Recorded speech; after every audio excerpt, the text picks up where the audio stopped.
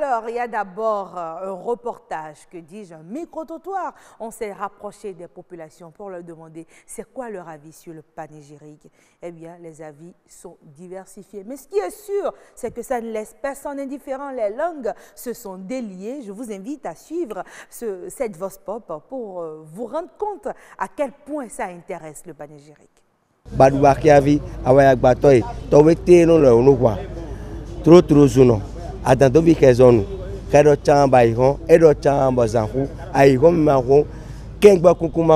J'entends parler de ça, mais je n'ai pas l'idée sur ça. Dans ces panégyriques claniques, l'individu se retrouve et on arrive à faire la distinction. On arrive aussi à donner de l'inspiration, puisque quand vous faites quelque chose ou quand vous êtes en colère et qu'on vous récite cette litanie, vous retrouvez une puissance surnaturelle en vous et ça vous permet de continuer ce que vous devez faire de bien pour la société. Moi, quand je rentre chez moi, ils ont leur manière de me le dire et là, moi-même, je me retrouve dans la famille, quoi. Parce que chaque famille a sa manière de faire ces trucs. Et le panégyrique, chez moi, on nous appelle souvent les terrorés. Quand on t'appelle comme ça, toi-même tu es fier, tu te dis oui, je suis de la maison, je suis vraiment l'enfant de la maison. Si ta femme maîtrise la panégyrique, si tu prononces déjà le début, ça te remet en arrière pour écouter davantage ta femme. Parce que ça traduit le passé de nos parents. Hein? C'est ça qui est dans le panégyrique, c'est ça. On ne peut à grand jamais partager celle qu'on a tant aimée, son amour. C'est dans la dado, c'est ça. Par exemple, quand on dit la Gbodjevis en ce sont des gens qui ont les cicatrices 2x5. Normalement, nous devons enseigner cela dans nos écoles afin que notre identité culturelle ne disparaisse. Voilà, il ne faut surtout pas que notre identité culturelle disparaisse. Eh bien, c'est pour ça qu'Assoum Gaba a choisi ce sujet. Mais on va lui poser une colle. Hein. J'espère qu'il connaît aussi son panégyrique. Assoum Gaba, bonsoir. Bonsoir, Agnès. Merci d'être avec nous sur ce plateau. Oui, c'est un plaisir. Donc, n'oubliez pas hein, ma question, on y revient. Oui, oui. Alors, avec vous. On est Toubanou, je vous le dis en même temps. Toubanou, oui. Ça veut dire quoi bien? Wow. Je vous le dirai après. Assoum Gaba, c'est déjà bien de savoir que vous connaissez, vous savez d'où vous venez. C'est d'ailleurs ça, hein, le panégyrique. Pour nous accompagner en entretien sur ce plateau, nous recevons une ponte, comme on le dit, Aimé Avolonto. Merci d'être avec nous. Vous êtes enseignant-chercheur à l'Université de Toronto, au Canada. Oui. C'est un plaisir d'être avec nous, mais je crois qu'il y a tout un complément. Hein. Oui, tout un complément. Monsieur Avolonto, Aimé Avolonto est professeur agrégé en linguistique et littérature à l'Université York de Toronto. Il représente sur ce plateau l'association Passion, Culture et Art qui promeut les panégyriques ici au Bénin. Bonsoir, professeur. Bonsoir, monsieur Gaba. Commençons donc déjà par vous demander quel est votre panégyrique ou votre accord. C'est quoi déjà? Alors en fait, je suis à la convergence génétique de trois courants dans cette perspective. Oui. Du point de vue des origines de mes parents paternels, nous sommes des Ananou, puisque par la suite, on a été approché pour devenir les tisserands du roi et qu'à ce titre, justement, on a dû être anobli pour pouvoir toucher le roi en l'habillant. Nous sommes devenus des Adjanou et du côté de ma mère, je suis Ayato. Alors donc, je suis en fait à la convergence de ces trois vous allez nous déclamer quel des panégyriques, Adjanou ou bien Ayato souvent, et ça peut-être assez bon pour en parler après. Souvent, c'est le côté paternel qui prédomine chez l'enfant. Oui, ça c'est en réalité. Alors, en fait, nous sommes dans un contexte culturellement masculino-dominant. Oui. Mais si vous faites attention, en fait, les détentrices de ce savoir... C'est encore les femmes. Ce sont les femmes. Oui.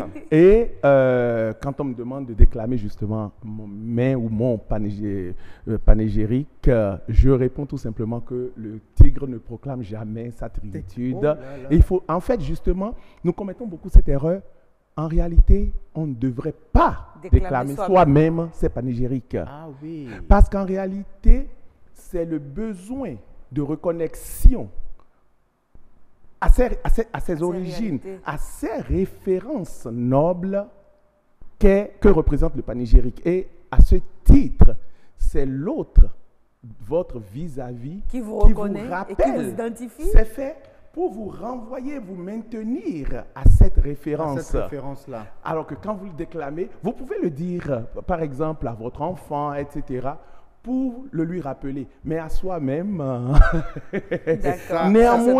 néanmoins, je voudrais quand même attirer l'attention sur des éléments importants de ces trois pôles qui en font justement le berceau, qui m'a porté l'étendard, je dirais, qui me porte et j'espère le sceau qui me fera. Bref, les Ananou, par exemple, s'identifient au lion, le porc. En fait, vous allez voir dans la déclamation des Ananou plusieurs fois revenir l'image, l'analogie avec le porc, le lion. Pour rappeler un peu la bravoure. Le porc, est-ce que c'est le lion ou bien c'est le kinikini qui est le lion? C'est le kinikini, c'est la panthère. Alors voilà, c'est vrai.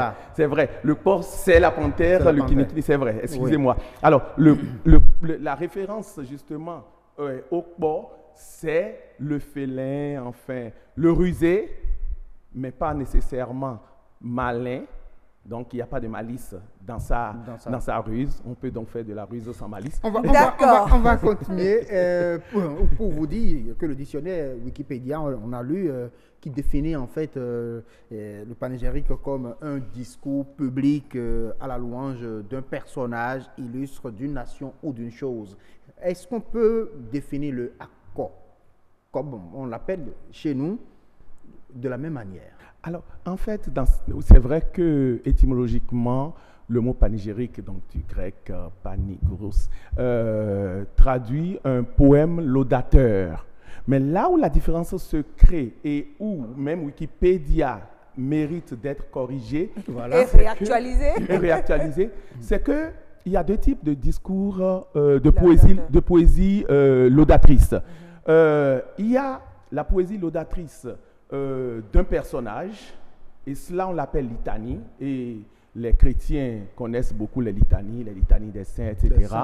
Et les panégyriques, qui sont plutôt à la gloire de la lignée, exactement. En fait, les litanies peuvent être également claniques, en ce sens que le personnage de référence, s'il est un roi, etc., aura sa litanie, mais rattachée à son clan. Donc, on parle alors de litanie clanique. Oui. Et le panégyrique, quant à lui, est obligatoirement relié à la lignée et à la lignée d'abord dans son entièreté, mais également dans les individualités, puisqu'à l'intérieur de la lignée, vous avez les différents clans.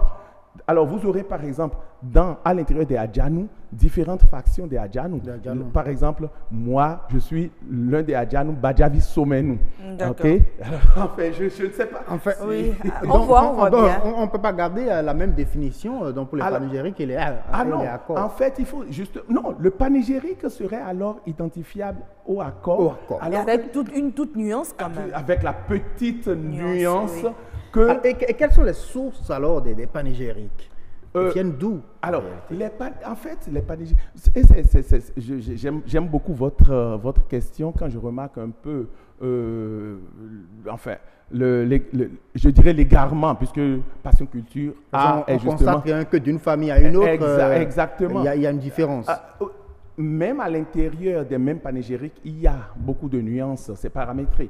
Et les origines viennent souvent, en fait, des premiers griots qui sont censés retracer. Parce que le roi doit savoir, en fait, tous les sujets qu'il gouverne à travers leur clan. Et les griots étaient censés recenser, en fait, tout ça pour que dans les archives, on est dans une tradition orale. Mais il y a quand même archives. Dans les archives, justement, des sujets du roi, on puisse savoir à quelle référence est-ce que tel clan est lié, pour savoir, et à travers ça, le roi sait exactement quel rôle lui dédier dans la société, etc. Ce qui fait que Quand aujourd'hui, par exemple, je vois, nous avons des stades Charles de Gaulle, René Prévert, etc., je me dis malheureusement, nous n'avons pas encore commencé le pas vers notre développement tel que nous devons le concevoir. Parce qu'en réalité, le développement est d'abord endogène avant de devenir exogène. En ce sens que si à travers le développement qui est calqué sur votre identité est d'abord celui-là qui définit les besoins en développement. Alors, est-ce qu'on peut essayer d'énumérer quelques fonctions reconnues au panégyrique ou accord? Alors, en fait, j'ai insisté jusque-là sur la référence. Alors, la fonction première, c'est d'abord la référence. Lier ce qui, a priori, paraît diversifié, mais réuni dans un même moule. Ça, c'est d'abord la fonction première. Et l'autre fonction, il y en a qui parlent de motivation. Ah oui, en fait, c'est ça. Dès qu'on vous relie à un passé glorieux, mais qui est actualisé dans votre ici et maintenant, eh bien, obligatoirement, vous voulez vous identifier, continuer de vous identifier à ça, alors automatiquement, vous êtes meilleur citoyen pour votre cité. Il y a également une fonction très de divertissement qui n'est pas à négliger. Et maintenant, la fonction de la mémoire. En réalité, ce que ces poésies permettent de faire, parce que les panégyriques, un peu comme les contes sur lesquels nous nous concentrons aussi à Passion Culture Art, les contes se disent, ne se récitent pas. Or, pour dire le conte ou le panégyrique, il faut d'abord l'avoir mémorisé et maîtrisé. D'accord. Si vous permettez, le temps qui nous est imparti en train de finir, Assoum Gaba. Oui, je vais peut-être, vous savez, l'association Passion Culture Art a un projet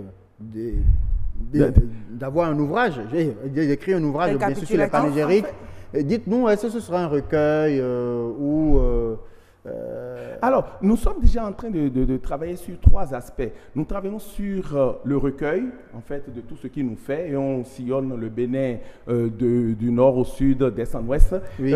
Ensuite, l'autre volet, c'est le volet vulgarisation, ce que nous faisons à travers les formations que nous donnons déjà là sur place dans les écoles, et le volet recherche. Et il faut dire, je dois quand même préciser que l'association Passion Culture Art, nous fonctionnons sur fonds propres. Voilà. Ne prenons de financement de personne pour ne pas nous laisser phagocyter, pour détourner l'orientation que nous voulons donner. Merci beaucoup pour Aimé Avolonton. Nous rappelons que vous êtes enseignant-chercheur à l'Université de Toronto au Canada. Assoum Gaba, le sujet est tellement passionnant, mais il y a un aspect, je ne sais pas si on peut trouver la formule de revenu, peut-être au niveau d'un forum, c'est qu'il y a aussi cet aspect-là. On dit qu'avec le panégyrique, on peut calmer l'individu. Quand vous êtes fâché, votre femme, qu'elle connaît votre accord, elle peut vous ramener à un meilleur sentiment. Tous ces aspects-là sont contenus dedans. Et je me dis, on peut peut-être trouver la formule, peut-être un plateau plus élargi pour revenir dessus. Pourquoi pas un forum de jour pour parler des panégyriques. Assoum Gaba, le rendez-vous est pris. Les téléspectateurs sont impatients, comme je le suis aussi, de voir le forum. Merci bien, mesdames et messieurs.